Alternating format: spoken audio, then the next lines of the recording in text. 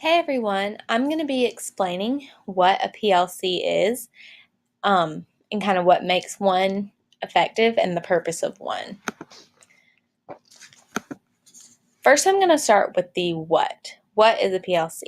And Learning by Doing had two really good quotes that kind of explain this. The first one says, "It is an ongoing, a continuous, never-ending process of conducting schooling that has a profound impact on the structure and culture of the school and the assumptions and practices of the professionals within it. An ongoing process in which educators work collaboratively in recurring cycles of collective inquiry and action research to achieve better results for the students they serve."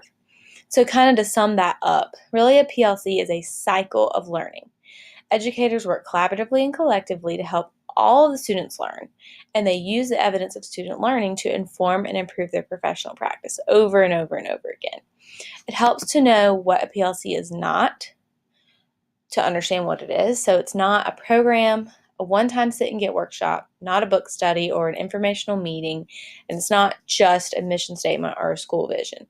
All of these things are a part of a PLC, but not one of them makes up an entire PLC.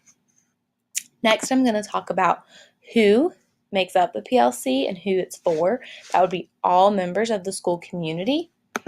Again, it's helpful to know who it's not. It's not just individual teachers. It's not just the instructional coach or the administrative team.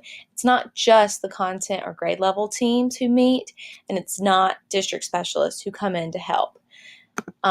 All of these things are an important part of the PLC, but not the PLC when they're in isolation.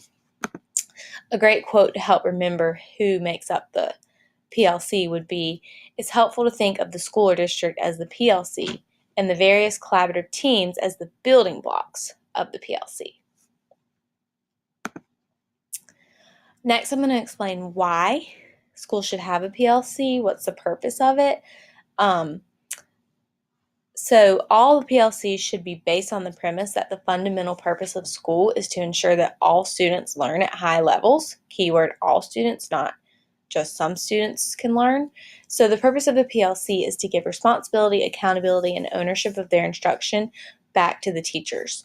Rick DeFore said it best when he said, "Our best hope for improving schools is to focus on developing the capacities of the people within the school by improving the quality of instruction the students receive every single day through collective efforts of their teachers and school leaders." So really the PLC allows educators to improve their instruction together, which in turn helps all students learn, not just the students of the better teachers, not just the gifted students, but all students learning every single day. Finally, I'm going to talk about some nonlinear steps for a PLC. This is kind of just what I have combined into 4 steps that are necessary. These are not necessarily have to be followed in order, or one's not more important than the other one. But first, it's important to understand that a PLC is not about knowing all the right answers or having a quick fix for a school's problem.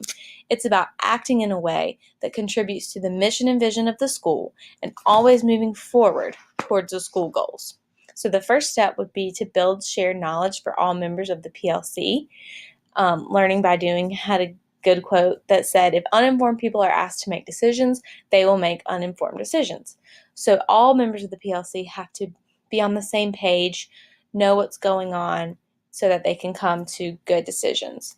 The second step would be to understand what it means to arrive at consensus within the PLC.